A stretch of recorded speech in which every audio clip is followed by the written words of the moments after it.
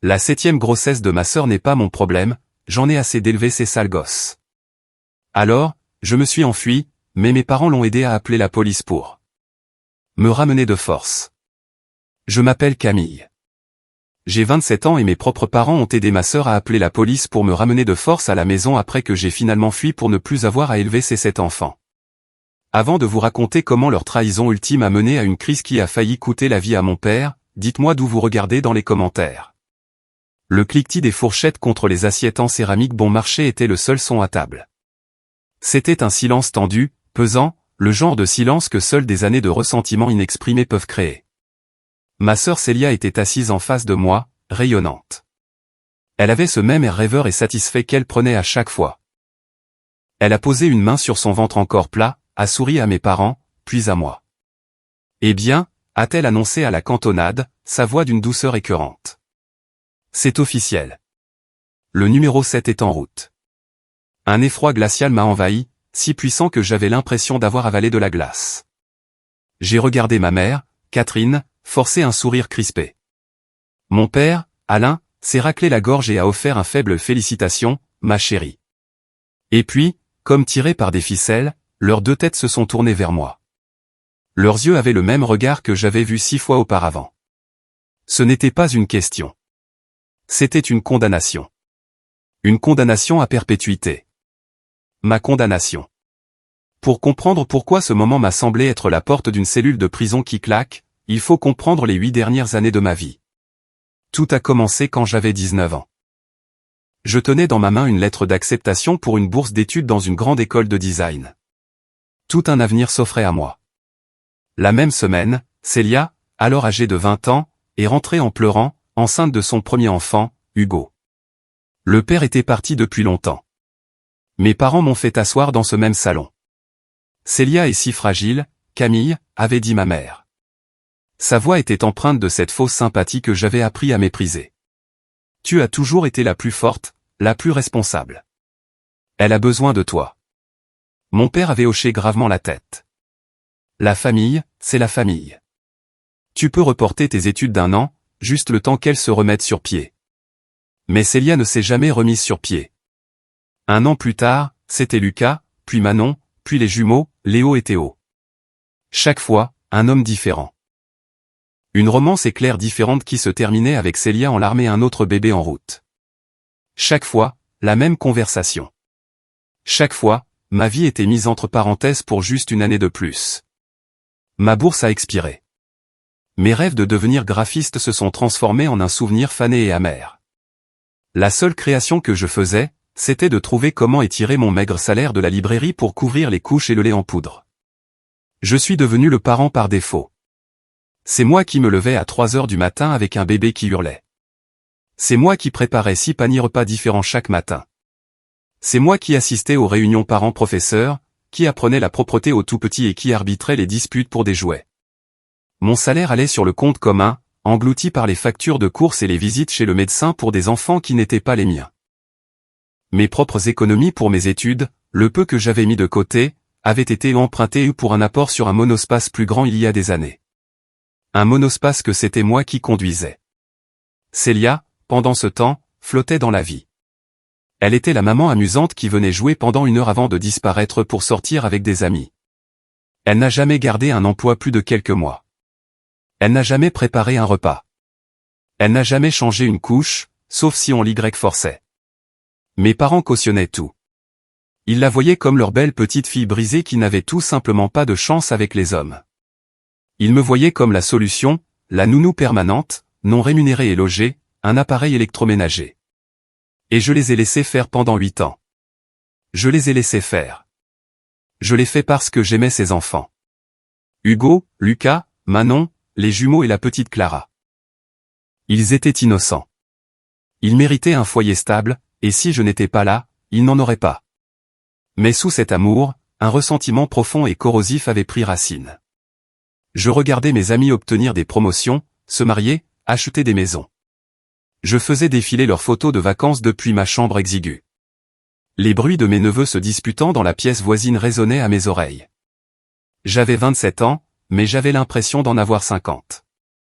Je n'avais pas seulement mis ma vie entre parenthèses. Je l'avais donné. Alors, quand Célia a fait son annonce et que mes parents ont tourné leurs yeux pleins d'attente vers moi, quelque chose était différent. Le ressentiment familier n'était plus brûlant. Il était froid. Un éclat de glace dans ma poitrine. J'ai regardé le visage radieux de Célia, une femme célébrant un choix dont elle n'aurait jamais à assumer la responsabilité. J'ai regardé ma mère, qui réorganisait déjà mentalement les chambres pour y ajouter un autre berceau. J'ai regardé mon père, dont le silence était une forme de consentement, une signature sur le contrat de ma servitude continue. Je n'ai rien ressenti. La partie de moi qui ressentait de la culpabilité, qui se sentait obligée, avait disparu. Elle avait été érodée. Une nuit blanche, une occasion manquée, une journée ingrate à la fois. Tout ce qui restait, c'était une certitude tranquille et inébranlable. J'en avais fini. Le silence à table s'est prolongé. Le sourire de Célia a commencé à vaciller. Ma mère s'est raclé la gorge, une petite incitation. « Eh bien, Camille, tu ne vas rien dire ? Félicite ta sœur. » J'ai lentement posé ma fourchette sur mon assiette. Le déclic a résonné dans la pièce silencieuse, un son sec et final. J'ai levé la tête, croisant le regard de ma mère, puis celui de mon père, et enfin j'ai regardé directement Célia. J'ai senti 8 années de mots ravalés me monter à la gorge. J'ai ouvert la bouche et j'ai dit « non ». Ce n'était qu'un mot. Silencieux. Presque un murmure. Mais dans cette pièce étouffante, cela a résonné comme un coup de feu. Le sourire de Célia a disparu. Le visage de ma mère s'est crispé, la confusion se transformant en un nuage sombre. Mon père a posé sa fourchette avec un bruit sourd, ses sourcils épais se fronçant. « Qu'est-ce que tu viens de dire ?» a demandé ma mère, Catherine, sa voix dangereusement basse. J'ai pris une inspiration, la première respiration propre et complète que j'avais l'impression de prendre depuis des années. Je me suis levé, ma chaise raclant le lino. J'ai commencé à débarrasser mon assiette, celle de Célia, celle des enfants, comme je le faisais tous les soirs. Mais cette fois, c'était différent. Je n'étais pas leur servante. J'étais une femme faisant sa déclaration finale. J'ai porté la vaisselle jusqu'à l'évier de la cuisine, et je pouvais sentir leurs yeux dans mon dos. Ils m'ont suivi, tous les trois, s'entassant dans l'embrasure de la petite cuisine comme un jury. « Camille, n'ose pas t'en aller quand ta mère te parle » a tonné mon père, Alain. Sa voix avait toujours ce ton qui disait « Je suis le maître des lieux, et ma parole fait loi ». Je me suis retourné, m'appuyant contre le comptoir. Je me sentais étrangement calme. La glace dans ma poitrine s'était répandue dans mes veines. Je ne m'en vais pas, papa. Je réponds à la question de maman. La réponse est non. Je n'élèverai pas ce bébé. Je ne réorganiserai pas ma vie à nouveau. Je ne mettrai pas mon avenir entre parenthèses à nouveau. J'en ai fini. Célia a laissé échapper un hoquet théâtral. Fini ? De quoi tu parles ? C'est la famille. Non, Célia, ai-je dit, ma voix aussi froide et dure qu'un bloc de marbre. Ce n'est pas une famille. C'est une entreprise et je suis la seule employée qui ne soit pas payée. Tu as une maison gratuite, de la nourriture gratuite et une garde d'enfants gratuite 24 juillet. Maman et papa ont l'impression de faire leur devoir sans avoir à faire le plus dur. Et qu'est-ce que j'obtiens, moi ? Je dois tout abandonner, mes études, ma carrière, ma jeunesse, pourquoi ? Pour que tu puisses continuer à faire des choix irresponsables ? Comment oses-tu ? A crié ma mère, sa main volant vers sa poitrine. Des larmes ont jailli de ses yeux, les mêmes larmes de crocodile qu'elle avait utilisées pour me manipuler toute ma vie. Comment peux-tu être si cruel envers ta sœur alors qu'elle porte un enfant ? Tu es une femme amère et jalouse, Camille. C'est ça ? Tu es jalouse qu'elle ait une famille et que tu n'aies rien. L'accusation était si absurde, si tordue que tout ce que j'ai pu faire, c'est rire. C'était un son court, sec, laid. Rien. Maman, je n'ai rien parce que j'ai passé les 8 dernières années à réparer les erreurs de Célia. J'élève sa famille. Ce dont je suis jalouse, c'est de sa liberté. La liberté que papa et toi lui donnez chaque jour. La liberté d'agir comme une enfant pendant que ses propres enfants sont élevés par sa sœur.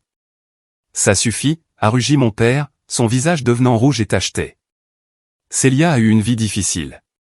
Elle est sensible. Tu as toujours été la plus forte. Je gère les choses parce que je n'avais pas d'autre choix, ai-je répliqué, ma voix s'élevant enfin.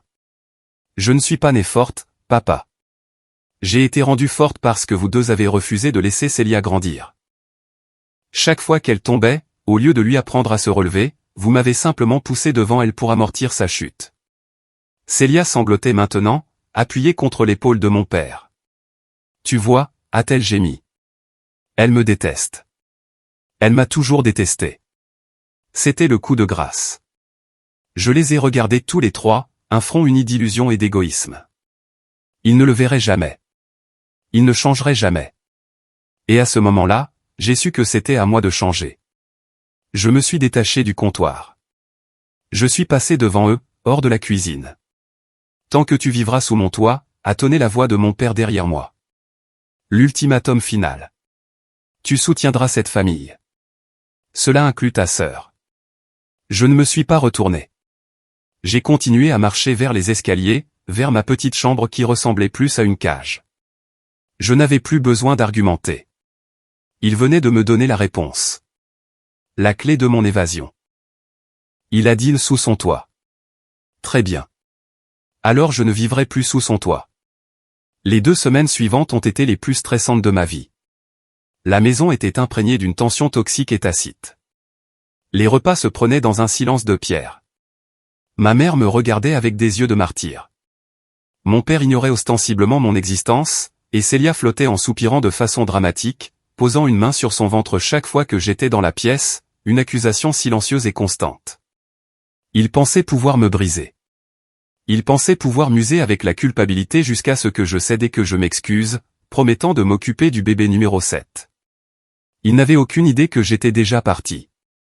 Je suis devenu un fantôme dans ma propre maison, une espionne en territoire ennemi. Ma vie est devenue une série d'opérations secrètes.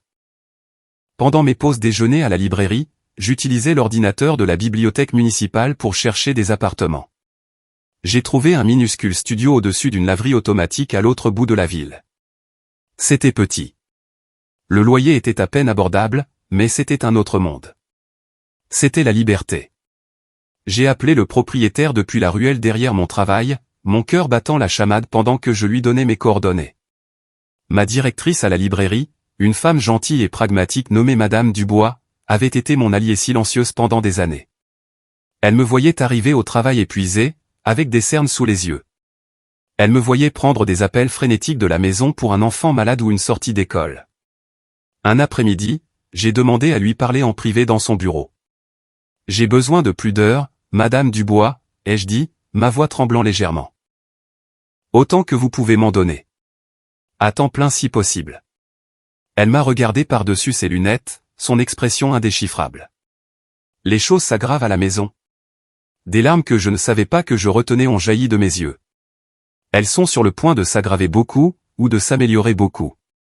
Je ne sais pas trop. Je déménage. Un lent sourire s'est étalé sur son visage. Il était temps, a-t-elle dit doucement. Bien sûr que tu peux avoir le poste à temps plein. Nous allons arranger l'horaire. Tu es ma meilleure employée, Camille. Tu le mérites. Sa simple validation a été comme une bouée de sauvetage. C'était la première fois depuis des années que quelqu'un me disait que je méritais quelque chose pour moi. Le plus dur, c'était les enfants. Mon cœur se serrait chaque fois que je les regardais. Clara, ma douce nièce de 7 ans, grimpait sur mes genoux le soir pour une histoire. Les jumeaux, Léo et Théo, me montraient leur dernière création en Lego avec de petits visages fiers. Comment pouvais-je les quitter? La culpabilité était un poids physique, une pression constante dans ma poitrine. Mais ensuite, je voyais Célia sur son téléphone, riant avec une amie, complètement inconsciente du chaos qui l'entourait. Et la glace dans mes veines se durcissait à nouveau. Je ne les abandonnais pas. Je m'échappais d'un navire qui coulait peut-être, juste peut-être, mon absence forcerait enfin le capitaine à apprendre à nager. J'avais un confident, mon neveu aîné, Hugo. À 17 ans, il était assez âgé pour tout voir. Il voyait l'égoïsme de sa mère, le favoritisme aveugle de ses grands-parents et mon sacrifice silencieux. Un soir, alors que je faisais la vaisselle et qu'il était le seul resté dans la cuisine, il a parlé doucement. « Tu vas vraiment le faire ?» a-t-il demandé, sans me regarder. Je me suis figé. « Faire quoi ?»« Partir ?» a-t-il murmuré. « Je t'ai entendu au téléphone dans la ruelle la semaine dernière. Mon sang s'est glacé. Je me suis tourné vers lui, mon cœur battant à tout rompre. Hugo, tu ne peux rien dire. Il m'a enfin regardé, et ses yeux, bien plus vieux que son âge, étaient remplis d'une triste compréhension. Je ne dirai rien, a-t-il dit. Tu dois partir, Tati Camille. On s'en sortira. Tu mérites une vie. Tu nous as donné la tienne pendant trop longtemps.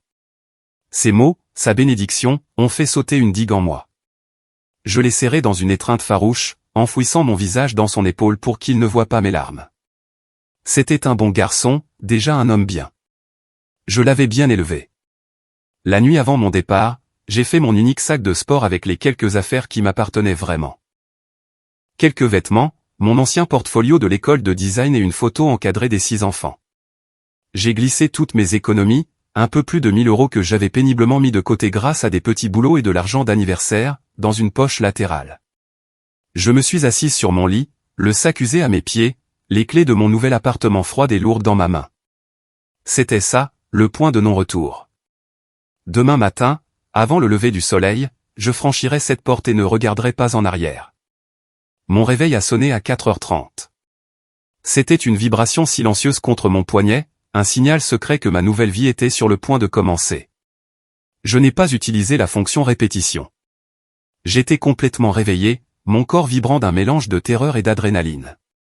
Je suis sorti du lit et je me suis habillé dans le noir, enfilant un jean et un sweat à capuche noire. Chaque son dans la vieille maison était amplifié. Le craquement d'une latte de plancher, le grognement des tuyaux, le murmure de ma propre respiration. Je me sentais comme une cambrioleuse, reprenant ma propre vie. Avec mon sac de sport sur l'épaule, j'ai ouvert la porte de ma chambre, 1 millimètre à la fois. Le couloir était sombre, éclairé uniquement par la faible lueur d'une veilleuse dans la salle de bain. Je pouvais entendre les ronflements lourds de mon père au bout du couloir, un son familier qui me semblait soudain étranger et menaçant. Je devais dire au revoir, non pas à eux, mais aux enfants. C'était un risque. Je savais que si l'un d'eux se réveillait, tout serait fini. Mais je ne pouvais pas simplement disparaître sans les voir une dernière fois. D'abord, je me suis glissé dans la chambre qu'Hugo partageait avec son frère Lucas. Hugo était une masse sous ses couvertures, mais Lucas était étalé, un bras jeté au-dessus de sa tête. Il ressemblait tellement à mon père. J'ai prié pour qu'il n'hérite pas de l'aveuglement de son grand-père face à l'injustice. J'ai doucement brossé une mèche de cheveux rebelles de son front et je me suis retiré. Ensuite, la chambre des filles. Manon et l'une des jumelles dormaient profondément. J'ai laissé mes yeux s'attarder sur leurs visages paisibles, mémorisant la courbe de leurs joues, le battement de leurs cils. Une boule chaude s'est formée dans ma gorge. Je leur avais appris à lire, à faire leurs lacets, à être gentilles. Qui ferait ça maintenant? Le plus difficile fut la dernière chambre, celle que les jumeaux partageaient avec Clara. Léo et Théo étaient emmêlés dans leur couverture comme 2 chiots. Et puis il y avait Clara, ma douce Clara de 7 ans. Elle dormait avec l'ours en peluche usé que je lui avais gagné à une fête foraine. Sa petite bouche était légèrement ouverte, sa poitrine se soulevant et s'abaissant à un rythme régulier. Je me suis agenouillé près de son lit, les lattes du plancher gémissant en signe de protestation. Une vague de culpabilité si puissante qu'elle a failli me renverser m'a submergé. Toute sa vie, c'est moi qui vérifiais s'il y avait des monstres sous le lit. Celle qui embrassait ses genoux écorchés. Celle qui était toujours là. Et maintenant, je partais. J'ai combattu l'envie irrépressible de la réveiller, de la prendre dans mes bras et de lui dire que j'étais désolé. Mais je ne pouvais pas. Ce serait cruel. J'ai déposé un baiser léger comme une plume sur ses cheveux, une promesse silencieuse que je l'aimerais toujours, même si je ne pouvais pas être là. Des larmes coulaient sur mon visage alors que je sortais de la chambre à reculons. J'ai presque dévalé les escaliers, désespéré de sortir avant de perdre mon courage. Dans la cuisine, j'ai sorti un morceau de papier de mon sac. Mes mains tremblaient si fort que je pouvais à peine écrire. Après plusieurs tentatives, j'ai réussi à griffonner quelques lignes simples. J'ai besoin de vivre ma propre vie. Je suis désolé. J'aime les enfants. J'ai laissé la note sur le comptoir de la cuisine, appuyée contre le sucrier où il la trouverait à coup sûr. Cela semblait inadéquat, une excuse pathétique pour une décennie de ma vie, mais c'était tout ce que je pouvais offrir. La porte d'entrée était l'épreuve finale. Le pen dormant a fait un bruit assourdissant en tournant. J'ai retenu mon souffle, écoutant le moindre bruit venant d'en haut. Rien. Je me suis glissé dehors dans l'air froid d'avant l'aube. Le monde était calme et immobile, baigné dans la lumière grise du petit matin. Je suis monté dans ma vieille Twingo cabossée, le moteur démarrant avec un grognement réticent. Je n'ai allumé les phares qu'au bout de la rue. En m'éloignant, j'ai jeté un coup d'œil dans le rétroviseur. La maison, ma maison d'enfance, la prison dans laquelle j'avais vécu pendant 27 ans, semblait sombre et silencieuse. Elle semblait petite. Pour la première fois, j'ai ressenti une lueur de quelque chose d'autre que la culpabilité et la peur. C'était de l'espoir. Un espoir terrifiant et exaltant. J'ai conduit. Je ne savais pas exactement où j'allais, à part mon nouvel appartement, mais je savais que je conduisais vers mon avenir. Et pour la première fois depuis très longtemps, j'avais l'impression qu'il était enfin à moi. Les premières 24 heures furent surréalistes. Mon appartement était pratiquement vide. J'avais un matelas par terre, mon sac de sport avec mes vêtements et une boîte de nouilles instantanées. Mais c'était calme. Le silence était si absolu qu'il en était presque assourdissant. Il n'y avait pas d'enfants qui criaient, pas de télévision à plein volume, pas de parents qui exigeaient mon attention.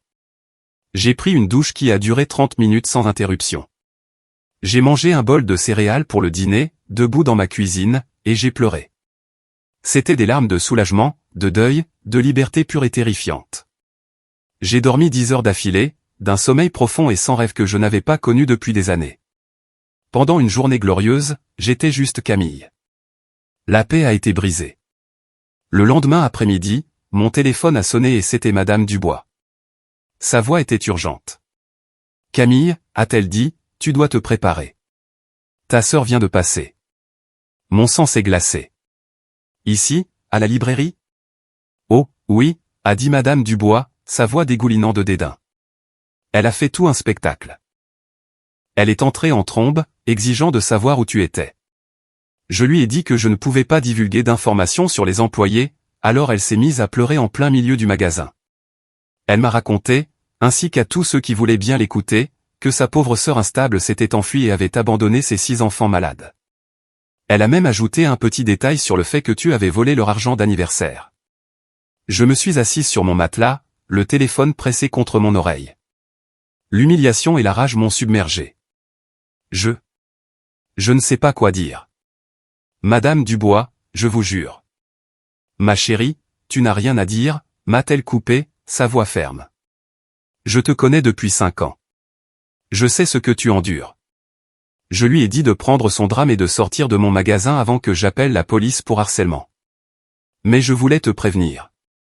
Elle ne va pas te faciliter la tâche. Je l'ai remerciée, la voix rauque, et j'ai raccroché. Je me sentais violé.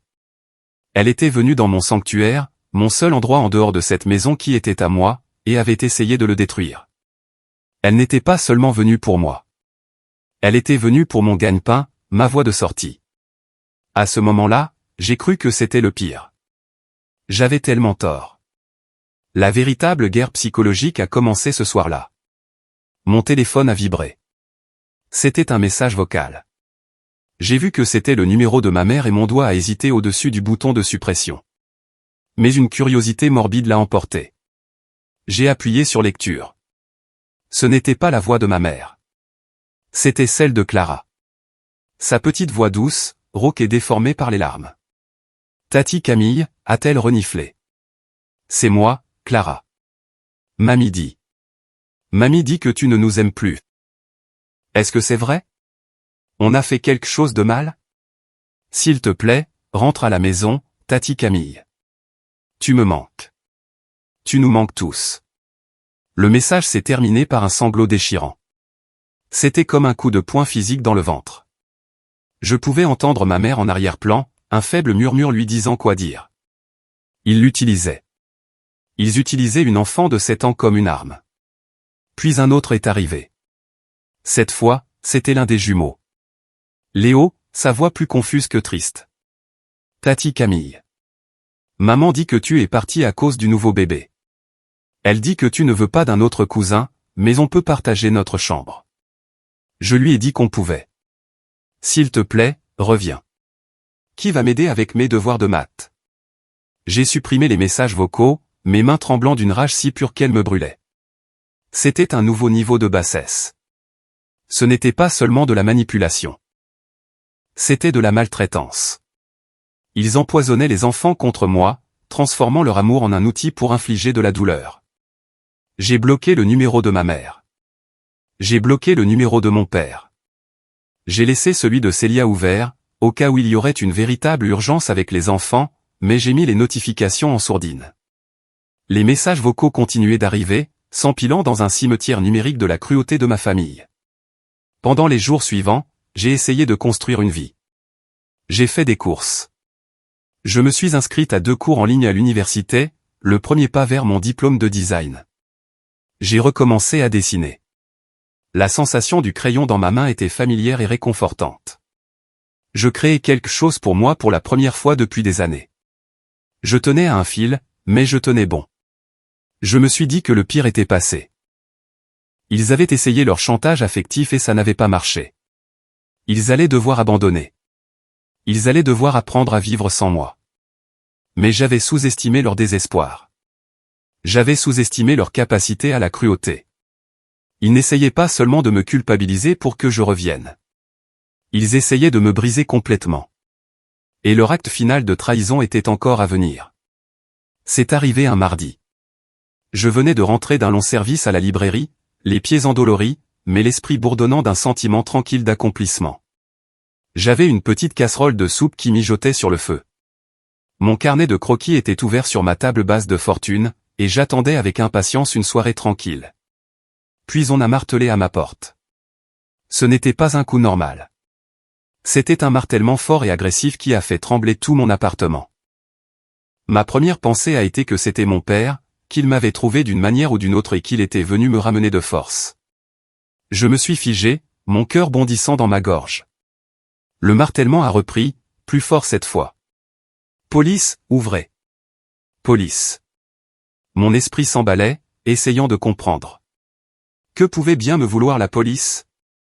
Tremblante, je me suis approché de la porte et j'ai regardé par le Judas. 2 policiers en uniforme se tenaient dans le couloir, leur visage grave. Mon cœur battait contre mes côtes. C'était un cauchemar. J'ai pris une profonde inspiration et j'ai ouvert la porte. Je peux vous aider, messieurs les agents, ai-je demandé, ma voix à peine un murmure. Le plus âgé des 2, un homme au visage fatigué et à la moustache épaisse, a consulté son carnet. Êtes-vous Camille Leroy? Oui, ai-je dit. Est-ce que tout va bien? Nous avons reçu un signalement inquiétant concernant votre bien-être, madame, a-t-il dit, ses yeux balayant l'intérieur de mon petit appartement. Nous devons entrer et jeter un coup d'œil. Un signalement? J'étais abasourdi. Je me suis écarté et ils sont entrés, leurs lourdes bottes bruyantes sur mon sol bon marché. Ils ont regardé mes maigres meubles, le matelas par terre, les 2 chaises pliantes, la boîte que j'utilisais comme table de chevet. Je ne pouvais qu'imaginer ce qu'ils pensaient. Messieurs les agents, je ne comprends pas, ai-je dit, en roulant mes bras autour de moi. Qui vous a appelé? Pourquoi quelqu'un s'inquiéterait-il pour mon bien-être? L'officier a tourné une page de son carnet. L'appel provenait d'un M et Madame Alain et Catherine Leroy. Ils se sont identifiés comme étant vos parents. Bien sûr. Mon estomac s'est noué en un nœud de glace pure. Ils ont signalé que vous présentiez un comportement erratique et instable depuis plusieurs semaines, a poursuivi l'officier, sa voix d'un ton monocorde. Ils ont dit que vous aviez disparu de leur domicile il y a 4 jours sans un mot. Ils craignent que vous ne soyez un danger pour vous-même. Je les regardais, sans voix. Instable? Un danger pour moi-même? C'était un mensonge. Un mensonge vicieux et calculé, conçu pour me faire passer pour une femme folle et hystérique. Ce n'est pas tout, madame, a ajouté le second officier, plus jeune, son regard un peu plus sympathique. Ils ont également déposé une plainte pour vol, alléguant que vous avez pris une somme importante d'argent liquide du budget familial. Ils ont dit que c'était de l'argent économisé pour vos nièces et neveux, pour leur avenir. C'en était trop. L'air m'a manqué. Ils n'avaient pas seulement appelé les flics. Ils m'avaient accusé d'être une voleuse. Ils avaient utilisé les enfants même que j'avais élevés comme une arme contre moi, me dépeignant comme quelqu'un qui leur volerait. C'était une entreprise de démolition de ma réputation, une manœuvre légale conçue pour me discréditer complètement. Mais alors, l'avertissement de Madame Dubois a résonné dans mon esprit. L'histoire que Célia avait racontée à la librairie. Ce n'était pas un acte de panique spontané. C'était prémédité. Ma peur a été soudainement remplacée par une rage blanche. Ma voix, quand j'ai parlé, était étonnamment stable. Messieurs les agents, ai-je dit, les regardant droit dans les yeux. Ce que mes parents vous ont dit est une pure invention. Je ne suis pas instable. Je suis une femme de 27 ans qui a quitté la maison de ses parents pour vivre sa propre vie. Je me suis dirigé vers le petit comptoir de ma cuisine et j'ai pris mon sac à main. Mes parents sont en colère parce que, ces 8 dernières années, j'ai été la seule personne à m'occuper, sans être payée, des 6 enfants de ma sœur, qui vivent tous chez eux. Quand ma sœur a annoncé qu'elle était enceinte de son 7e enfant, je leur ai dit que je ne pouvais plus sacrifier ma vie pour ses choix. Ils ne l'ont pas bien pris. J'ai sorti mon portefeuille et mon dernier relevé bancaire, que je venais de recevoir par la poste. Je l'ai déplié et posé sur le comptoir. Quant à l'argent volé, voici mon compte bancaire. Vous pouvez voir mon modeste salaire régulier de mon travail à la librairie. Vous pouvez également voir la compte et le premier mois de loyer pour cet appartement, que j'ai payé avec mes propres économies. Il n'y a pas de grosse somme d'argent liquide. Il n'y a pas de budget familial secret. C'est un mensonge. Les officiers ont regardé le relevé bancaire, puis moi. Je pouvais voir une lueur de doute dans les yeux du plus âgé. Ma sœur a déjà essayé une version de cette histoire à mon lieu de travail il y a quelques jours, ai-je poursuivi, ma voix gagnant en force. Elle a essayé de me faire renvoyer. Vous pouvez appeler ma directrice, Madame Dubois, à la librairie de la rue du Chêne. Elle confirmera tout. Le jeune officier a pris une note. Ils sont restés silencieux un long moment. Je pouvais les voir réévaluer la situation, le récit que mes parents avaient tissé s'effondrant sous le poids de quelques faits simples. Finalement, l'officier plus âgé a soupiré et a fermé son carnet. Eh bien, madame, vous nous semblez en parfaite santé. En tant qu'adulte, vous avez le droit de vivre où vous le souhaitez. Nous signalerons que la vérification a été effectuée et qu'il n'y a aucune raison de s'inquiéter. Merci, ai-je soufflé, le soulagement si écrasant que je me suis senti étourdi. Ils se sont dirigés vers la porte. Juste avant de partir, le jeune officier s'est retourné vers moi, son expression adoucie par la pitié. « Tenez bon, mademoiselle », a-t-il dit doucement. J'ai fermé la porte derrière eux et je me suis appuyé contre, mes jambes lâchant enfin. J'ai glissé jusqu'au sol, mon corps tremblant de manière incontrôlable. Ils n'avaient pas seulement essayé de me culpabiliser. Ils n'avaient pas seulement essayé de me faire renvoyer. Ils avaient essayé d'utiliser la loi pour me déclarer folle et criminelle. Ils ne voulaient pas seulement que je revienne. Ils voulaient me détruire pour être parti. Et à ce moment-là, j'ai su que je ne pourrais jamais, jamais y retourner. Ce lien, ce dernier fil d'amour filial, avait été définitivement, irrévocablement rompu. Après l'incident avec la police, une étrange sorte de calme s'est installée en moi. C'était le calme du survivant. Le silence qui vient après que la tempête est passée et que vous êtes debout dans les décombres. Ma famille avait tiré sa plus grosse cartouche, et j'avais survécu. La culpabilité qui avait été ma compagne constante pendant des semaines avait disparu, cautérisée par la chaleur de leur trahison. Je me sentais libre, vraiment libre. Je me suis jeté dans ma nouvelle vie avec une détermination féroce. J'ai travaillé, j'ai étudié, j'ai dessiné, j'ai lentement meublé mon petit appartement avec des trésors de brocante. J'ai appris à apprécier le silence, à savourer le simple fait de prendre une décision, n'importe quelle décision qui était entièrement la mienne. Hugo m'envoyait des nouvelles secrètes depuis le téléphone d'un ami. La maison était un chaos. Célia était dépassée. Mes parents étaient en colère. Les enfants me manquaient. Ils me manquaient aussi, avec une douleur constante, mais c'était la douleur d'une amputation nécessaire. Je guérissais. Puis, environ un mois après mon déménagement, mon téléphone a sonné. C'était un numéro inconnu. J'ai failli l'ignorer, mais quelque chose m'a poussé à répondre. Allô ? Camille. C'était la voix de ma mère, mais je ne l'avais jamais entendue comme ça.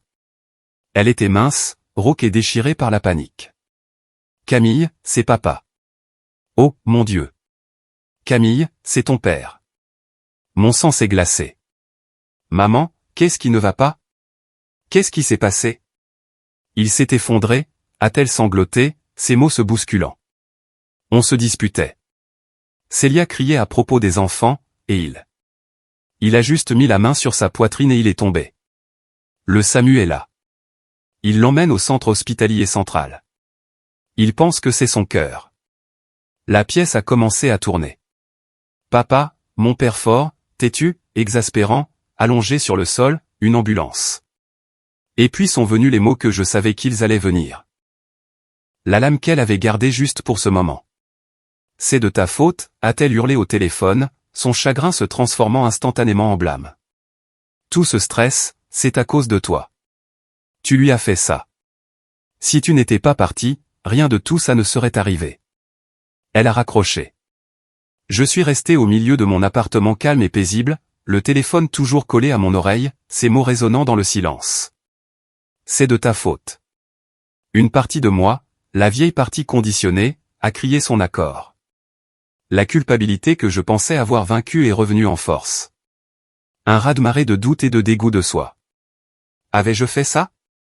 Mon élan vers la liberté allait-il coûter la vie à mon père? J'ai attrapé mes clés, mes mains tremblant si violemment que j'avais du mal à mettre la clé dans le contact. J'ai conduit jusqu'à l'hôpital dans un état second, l'accusation de ma mère tournant en boucle dans ma tête. Ta faute. Ta faute. Ta faute. Je les ai trouvés dans la salle d'attente de la réanimation. C'était une scène de chaos pur. Célia faisait les 100 pas, se tordant les mains et sanglotant bruyamment, une performance pour les autres familles dans la pièce. Les enfants plus âgés étaient blottis ensemble sur un canapé, leur visage pâle et effrayé. Et ma mère était un tas informe dans un fauteuil, le visage enfoui dans ses mains. Quand elle m'a vu, elle a levé les yeux, rouge et gonflé, et pendant un instant, j'ai vu une lueur de soulagement. Puis son visage s'est durci, le masque du blâme se remettant en place. « Qu'est-ce que tu fais ici » a-t-elle sifflé, sa voix basse et venimeuse. « Tu viens voir ce que tu as fait ?» Je l'ai ignoré. Je me suis approché d'Hugo et des enfants, m'agenouillant devant eux. « Salut les gars » ai-je dit doucement. « Les médecins ont dit quelque chose ?» Hugo a secoué la tête, ses yeux écarquillés par la peur. Juste que c'était un gros infarctus. Il s'occupe de lui. La petite Clara a commencé à pleurer et je l'ai prise dans mes bras, la serrant fort. Elle semblait si petite, si fragile. J'étais leur tante. Il était mon père. Malgré tout, c'était toujours ma famille. Mais quelle était ma place maintenant? Étais-je censé reprendre mon ancien rôle?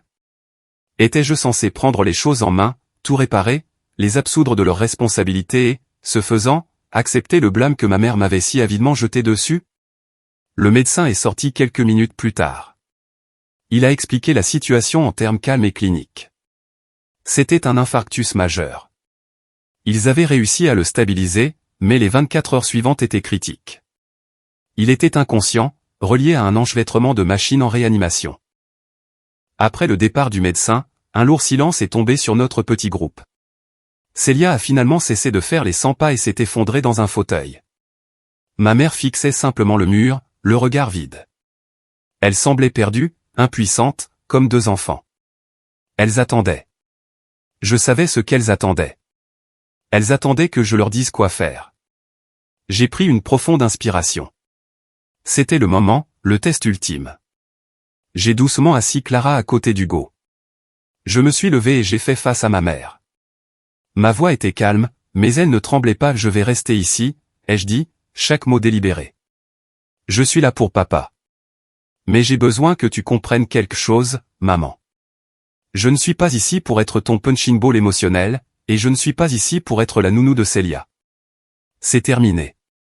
Tu comprends? Ma mère m'a regardé, sa bouche s'ouvrant et se fermant, mais aucun mot n'est sorti. Pour la première fois de ma vie, elle n'avait aucune réponse.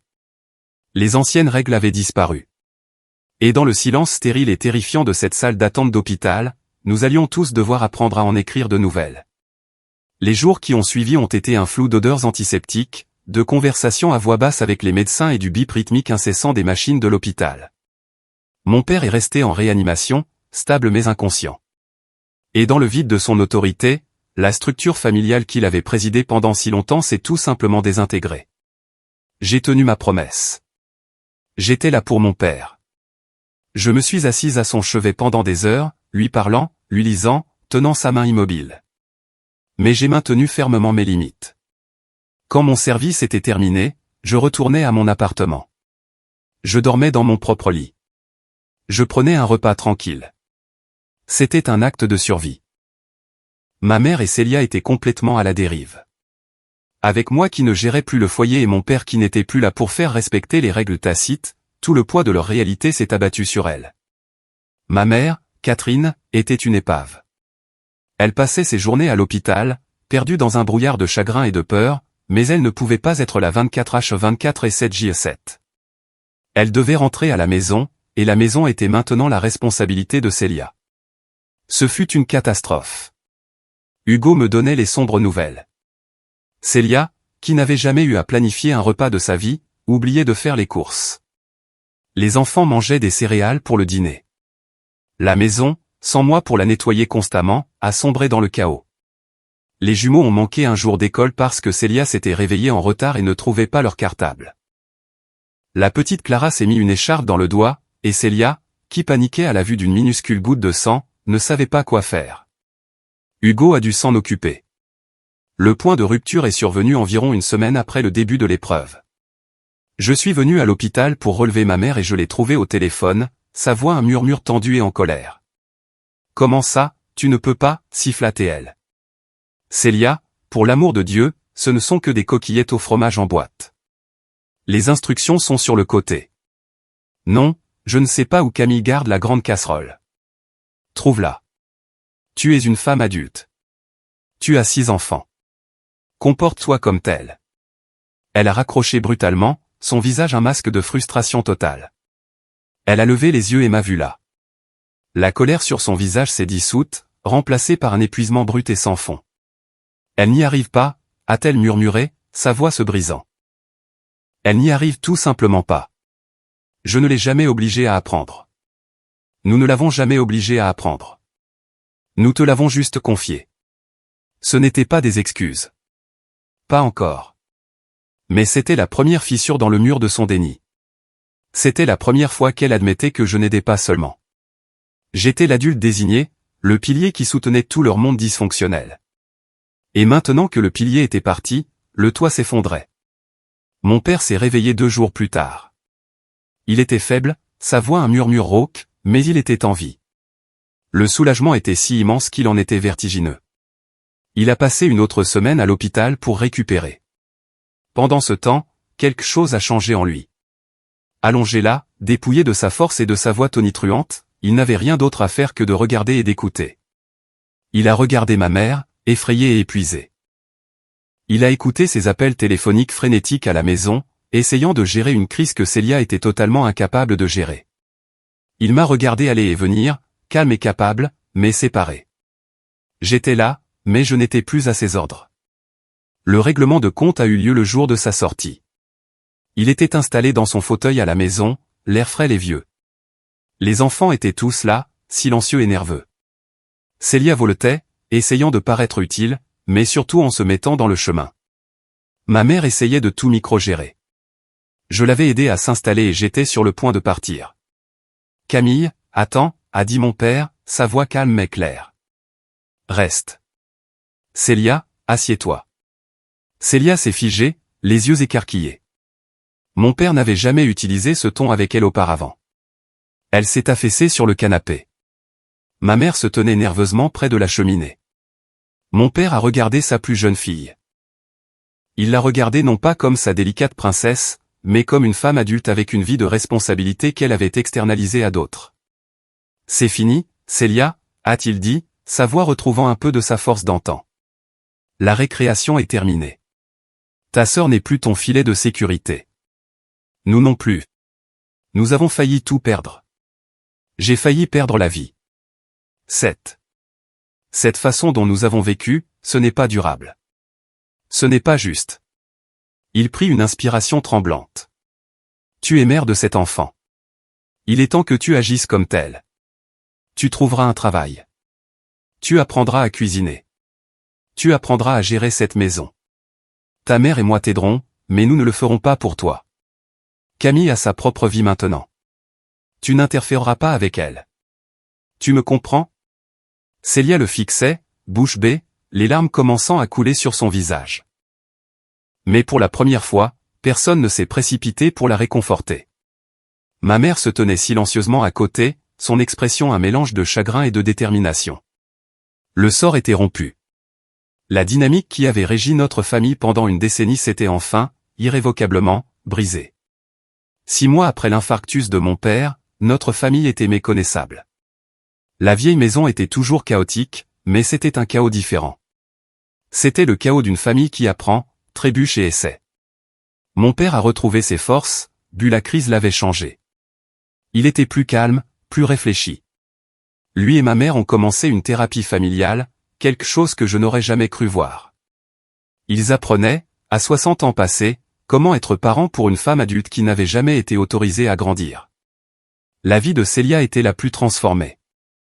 Face à un front uni de ses parents, elle n'a eu d'autre choix que de changer. Ce ne fut pas un processus gracieux. Il y a eu des crises de colère, des larmes et beaucoup de dîners brûlés. Mais elle l'a fait. Elle a trouvé un emploi à temps partiel comme caissière au supermarché du coin. Elle s'est inscrite à un cours de parentalité subventionné par la CAF. Elle a appris à utiliser une mijoteuse. Avec l'aide de ma mère, elle a établi un tableau des tâches pour les enfants plus âgés. Elle était toujours dépassée, toujours en difficulté, mais elle essayait. Pour la première fois, elle s'occupait réellement de ses enfants. Et moi, je m'épanouissais. J'avais déménagé dans un appartement légèrement plus grand, avec assez de lumière pour toutes les plantes que j'avais commencé à collectionner. J'avais brillamment réussi mes cours en ligne et je venais d'être accepté dans le programme de design graphique de l'université, avec une petite bourse pour m'aider. Madame Dubois m'avait promu directrice adjointe de la librairie, me confiant plus de responsabilités, une confiance que j'avais gagnée. Mon salaire était à moi, à dépenser pour les frais de scolarité, les fournitures d'art, un café ridiculement cher quand j'en avais envie. Ma relation avec ma famille s'est installée dans un nouveau rythme, plus sain. Je n'étais plus la soignante. J'étais la tante. J'allais chercher les enfants le samedi et je les emmenais au parc ou au musée. C'était une joie que je n'avais jamais connue auparavant, d'être avec eux sans le poids écrasant de la responsabilité. Nous pouvions juste nous amuser. J'étais leur refuge, leur tante amusante qui écoutait leurs histoires et leur achetait des glaces. Notre lien était plus fort que jamais parce qu'il était basé sur l'amour, et non sur l'obligation. Ma relation avec mes parents guérissait. C'était maladroit et hésitant, mais c'était réel. Un après-midi, ma mère m'a demandé de la retrouver pour un café. Nous nous sommes assises dans un petit café, la première fois que nous étions seuls ensemble depuis des années sans une crise qui planait sur nous. Elle a remué son café pendant un long moment avant de parler. « Je suis désolée, Camille », a-t-elle dit, sa voix épaisse d'émotion. Elle m'a enfin regardé, ses yeux remplis d'un regret si profond qu'il en était saisissant. Il n'y a aucune excuse pour ce que nous avons fait. Nous étions égoïstes et nous étions aveugles. Nous avons vu ta force et au lieu de l'admirer, nous l'avons exploitée. Je suis tellement désolé. J'ai simplement hoché la tête, une boule se formant dans ma gorge. C'était tout ce que j'avais eu besoin d'entendre pendant une décennie. Ma vie n'était pas parfaite. Il y avait encore des cicatrices. Il y avait des moments où la vieille colère ressurgissait. Quand je pensais aux années perdues et aux occasions manquées. Mais ces moments devenaient de moins en moins fréquents. Ils étaient effacés par la joie tranquille de ma propre vie. Une vie pour laquelle je m'étais battu, une vie que j'avais construite moi-même sur les cendres de mon ancienne. L'autre jour, j'étais au parc avec les enfants. Clara, maintenant une fillette de 8 ans pleine d'assurance, me parlait d'un livre qu'elle lisait. Hugo parlait avec enthousiasme de ses vœux sur Parcoursup. Célia était censée venir les chercher et pour la toute première fois, elle était à l'heure. Son nouveau bébé, Lila, gazouillant dans son siège auto. Elle avait l'air fatiguée, mais elle avait l'air capable. Elle m'a souri, un sourire sincère et reconnaissant. Et à ce moment-là, j'ai réalisé la leçon la plus importante de toutes. Me briser le cœur en partant était le seul moyen de sauver ma propre vie. Et ce faisant, j'ai donné à ma famille la seule chose que je n'aurais jamais pu leur donner en tant que leur soignante, la chance de se sauver eux-mêmes. Merci beaucoup d'avoir écouté mon histoire. Ce n'était pas facile à partager, mais j'espère qu'elle pourra aider quelqu'un qui se sent piégé dans une situation similaire. Je dois vous demander, avez-vous déjà dû fixer une limite difficile avec votre propre famille pour vous protéger ? Dites-le moi dans les commentaires ci-dessous. Et si mon histoire a résonné en vous, s'il vous plaît, envisagez d'aimer cette vidéo et de vous abonner à ma chaîne. N'oubliez pas, se choisir soi-même n'est pas égoïste, c'est une question de survie.